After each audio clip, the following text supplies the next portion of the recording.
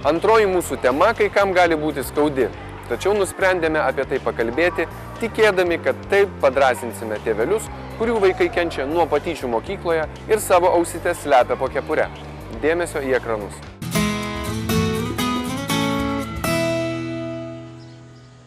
Atliepausis. Šią pravardę kieme, darželyje ar mokykloje dažniausiai turės vaikutis, kurio ausis tyro į šalis labiau nei kitų.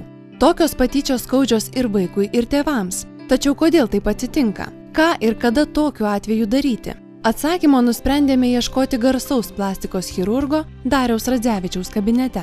Atliepimas ausų neįgyjamas metams bėgant. Dažniausiai vaikutis jau gimsta su atliepusiam ausim ir tos ausis būna visą likusį gyvenimą atliepusios. Ar vaikas turės atliepusias ausis, galima tik įtarti, jei tokias turi vienas iš tėvų. Tačiau tokia tikimybė nėra garantuota. Ir vis dėlto, jei atsitinka taip, kad vaiko viena ar abi ausys atliepusios, tai laikoma estetiniu defektu, kuris sukelia tam tikrų nepatogumų dėl aplinkinių reakcijos, dažniausiai vaikų patyčių. Ilgainiui tai sukelia tam tikrus kompleksus, vaikas pradeda vengti aplinkos, savo draugų, bet vėlgi taip ne visuomet būna. Paprasčiau mergaitėm, kurios gali plaukais užmaskuoti savo defektą. Berniukai taip pat bando maskuoti ir neretai matai, kad ateina berniukas su tam tikra šukuosena ir įtari, kad tai bus atliepusios ausis. Neretai tėvai bando patys išspręsti vaiko atliepusių ausų problemą, nuolat dėdami kepuraitę, kuri prispaustų vaiko ausytes, arba klijuodami jas pleistru.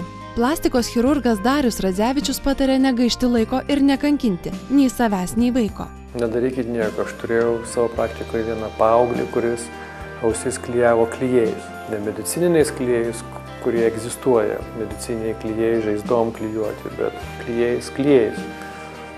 Ir buvo žaizdos, buvo apsunkintas audinių gynimas ir aš norėdamas vaiką operuoti, aš jo negalėjau operuoti, kadangi buvo žaizdos, po to buvo randai, turėjom laukti tam tikrą laiką, kol visi procesai uždegiminiai praėjo. Atliepusių ausų defektą gali pašalinti tik patyrę plastikos chirurgai. Tačiau tokiam žingsniui atlikti reikia sulaukti tam tikro vaiko amžiaus. Tas amžius yra priešmokyklinis amžius, sakykime, 6-7 metai dažniausiai. Kodėl reikia laukti? Dėl to, kad jeigu mes operuosim ausį ar ausis ankstesniam amžiui, mes galim tiesiog sutrikdyti ausies augimą. O tokiame amžiuje, kada vaikui yra 6-7 metai, ausis pasiekia, galima sakyti, 70-80% suaugusios ausies dydžio ir tuomet ausies augimo sutrikimo rizika yra be galo maža. Labai dažnai atsitinka taip, kuomet tėvams atliepusios vaiko ausytės trukdo labiau nei jam pačiam. Jeigu, sakykime, aš turiu mamą su mergaitė ir mergaitė 7 metai ar 8 metai ir mama sako, daktarė, aš noriu, kad mano dukrą išoperuotumėt. Ir aš sakau pacientai, mergaitai, sakau, o kaip tau pačiai? Sako, ne, aš nenoriu operacijos, man viskas tvarkoja, man viskas gerai. Tai aš tuomet aiškinu tėvam, tai gal tuomet ir nereikalinga ta operacija dabar. Ateis laikas, kai mergaitė pati norės tą operaciją atlikti. Gal tai bus po 5 metų, gal tai bus po 6 mėnesių, gal bus tada, kai mergaitė bus paauglė ir norės nešioti kodelį susuktą ir norės, kad būtų ausys matomas. Jei noras turėti tokias pat ausis kaip ir kitų vaikų yra ne tik tėvų, bet ir vaiko noras, tuomet šis turi žinoti viską, kas jo laukia. Aš visuomet konsultuoju ne tėvus, o vaiką. Kiek tam vaikui bebūtų amžiaus. Ar tam vaikui 6 metai, ar tam vaikui 10 metų, ar tam vaikui 17 metų. Ir visuomet pasakoju, kaip viskas bus, kaip viskas atrodys, kad uždėsim pižamą juokingą, kad aš juokingai būsiu apsirengęs su tokia juokinga kepuraitė, su kaukė, kad visi būsim operaciniai su kaukėm, kad tau pateps rankutę, kad tau įdurs. Jeigu tu sutiksi, jeigu nesutiksi, tau duos tokį balioną specialų pūsti, kad tu užmigtum. Bet vaikas turi viską žinoti. Ir vaikui viską pasakoju. Ir pasakoju, kas po to bus. Kad uždėsim tvarstį ant galvos, kad tas tvarstis gali nusmukti, kad jį reikės pataisyti, kad pirmą parą skaudės, kad reikės vaistus gerti. Ir vaikas tiesiog turi viską žinoti. Laikotarpis po operacijos nėra sudėtingas. Visi audiniai nustoja reaguoti maždaug po metų. Tačiau pati žaizda užgyja per savaitę. Po savaitės vaikas gali plaukioti baseine, maudytis jūroje ar ežere. Ir vis tik 1,5 mėnesio ausytes reikėtų pasaugoti.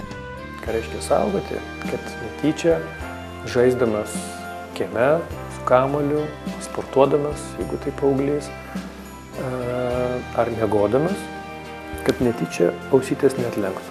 Kodėl? Dėl to, kad ausų forma, prisiglaudimą prie galvos laiko specialios siūlės. Tos siūlės reikalingos tol, kol nėra pilno sugijimo. Pasitaiko tokių atvejų, kai pacientai arba jų tėveliai neadekvačiai vertina ausų atliepimą ir pageidauja, kad šios po operacijos būtų kuo labiau prigludusios. Anot mus konsultavusio specialisto, visuomet reikėtų atsižvelgti į bendrą veido harmoniją.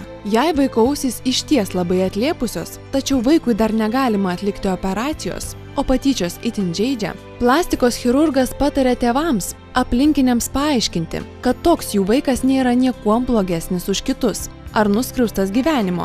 Jis tiesiog yra kitoks. Tai puikiai tinka ir vaikui, jeigu jis klausia, kodėl aš esu toks, tiesiog tu esi kitoks. Ir ateis laikas, jeigu tu norėsi, tau bus galima padėti ausytės pakoregavus chirurginiu būdu. Taigi tik bendravimas su vaiku, gebėjimas priimti jį tokį, koks šiandien yra, padės tiek vaikui, tiek tėveliams nuspręsti, ar atliepusios ausys iš tiesų yra problema ir ar ją reikia spręsti kuo greičiau.